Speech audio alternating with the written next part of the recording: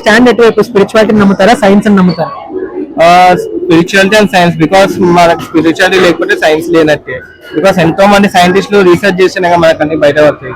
మీరు spirituality and science ఏది ఎక్కువ నమ్ముతారు? నేను ఎక్కువ అయితే స్పిరిచువాలిటీ అని నమ్ముతాను. సైన్స్ మనం ఫాలో అయ్యే ప్రతి స్పిరిచువల్ ప్రాక్టీస్ వెనకాల ఒక సైంటిఫిక్ రీజన్ ఉందంటారు కదా, దాని మీద మీ స్టాండ్ ఏంటి?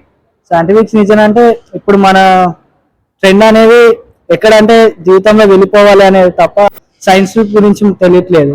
రామాయణం మహాభారతం అనేది ఇప్పుడు జనరేషన్ పిల్లలకు తెలియట్లేదు.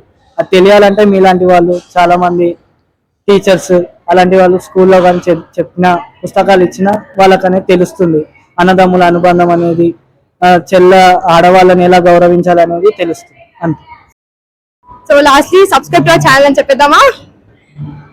Subscribe to Shastraverse. శాస్త్రవర్స్ అని చెప్పు ఒకసారి.